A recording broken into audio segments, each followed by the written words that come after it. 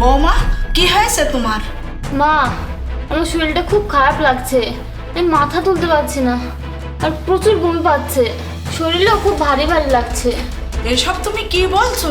তোমার বিয়ে হয়েছে কালকে, আর সকালে উঠে তোমার এমন লাগছে? এত তাড়াতাড়ি এমন কিছু হওয়া তো সম্ভব না। এসব কিভাবে হলো বৌমা?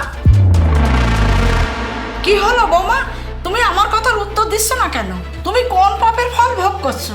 আর আমার ছেলেকে বিয়ে করে তার ঘাড়ে এই পাপ চাপাতে এসেছো? না না মা, আপনি এভাবে কেন বলছেন? এইভাবে বলছি মানে? তুমি তো মা হতে চলেছো, তুমি তো নষ্ট মেয়ে। মা, আমি জানি আমি মা হতে চলেছি।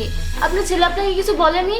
এই বাচ্চা আপনার... ব্যাস, আমার ছেলের ঘাড়ে এই পাপ চাপাতে দেব না। তুমি আজই আমার বাড়ি থেকে বের হয়ে যাবে। জাহিদ, এদিকে আয়। কি হয়েছে মা? সর্বনাশ হয়ে গেছে। তুই এটা কেমন মেয়েকে বিয়ে করেছিস বেটা? এ মেয়ে তো নষ্ট মেয়ে, মা হতে চলেছে। এই মেয়েকে এখনই বাড়ি থেকে বের করে দে।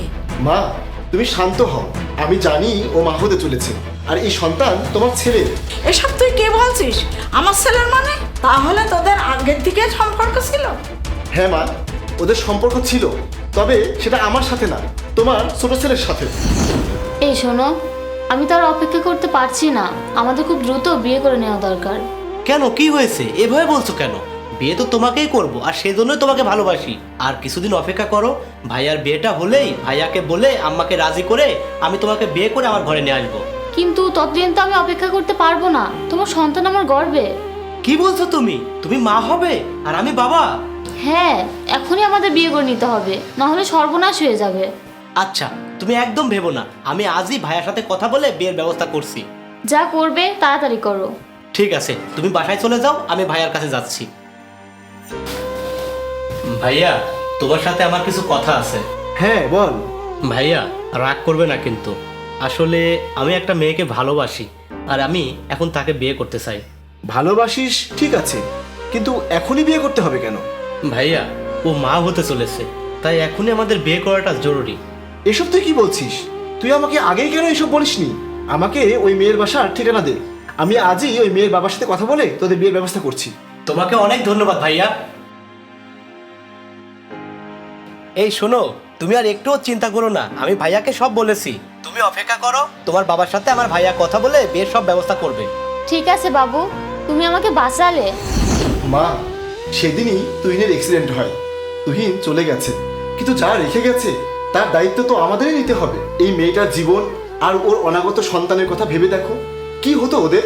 ওর গর্ভে আমার ভাইয়ের সন্তানই তো। আমারও তো বিয়ে হয়েছিল না, তাই আমি ওদের কথা ভেবে ওকে বিয়ে করেছি। এই সন্তান আমার ভাইয়ের, আমার পরিচয়ে বড় হবে।